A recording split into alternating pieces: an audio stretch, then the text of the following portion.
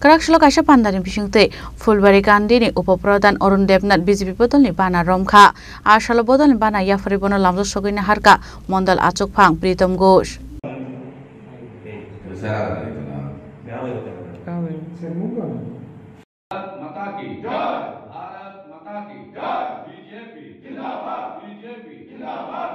Ashalo kokrumni bisingte koksarani thangai final shalo BJP bodolni ingai kaham samukhlane hini shaka Fulbari Kandini Upapradhan Arun Devnath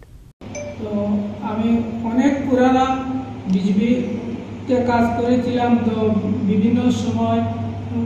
দলের কাজ করে 2019 সালে যখন আমার পঞ্চায়েতের প্রার্থী হিসেবে দেওয়া হয় তখন আমি পঞ্চায়েতে প্রতিদ্বন্দ্বিতা করে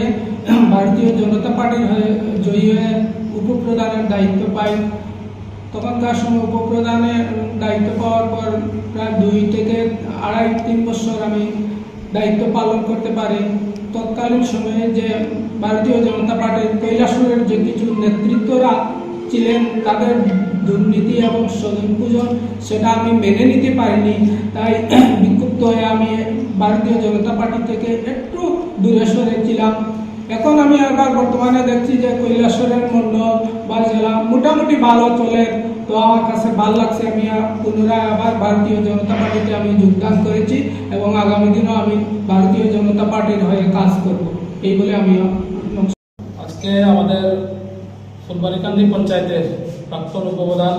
আমাদের সবার পরিচিত কৈলাসহর মণ্ডলের সবার পরিচিত আমাদের অরুণ দেবনাথ মহাশয় যিনি দীর্ঘদিনের বিজেপি কর্মী একটা সময় উনি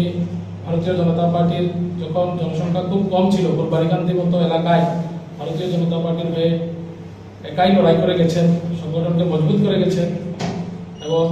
2019 সালে পঞ্চায়েত নির্বাচনের পরে উনি উপপ্রধানের দায়িত্ব পালন করেছেন কিন্তু পরবর্তীতে বিভিন্ন ওই সময় তৎকালীন পরিস্থিতির কারণে উনি আমাদের দল থেকে কিছুটা দূরে সরে গিয়েছিলেন আমরা যখনই দলীয় দায়িত্ব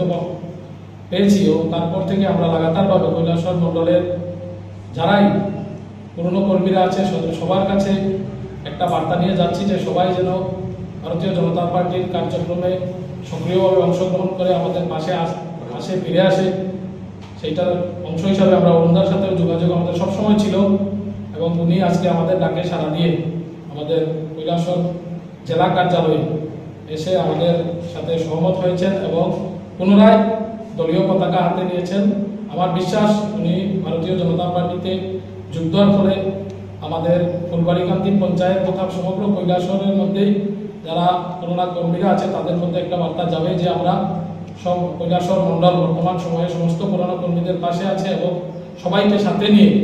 আমরা আগামী দিন সংগঠনকে আরো মজবুত এবং শ্রীবৃদ্ধি করব এই আশা আমরা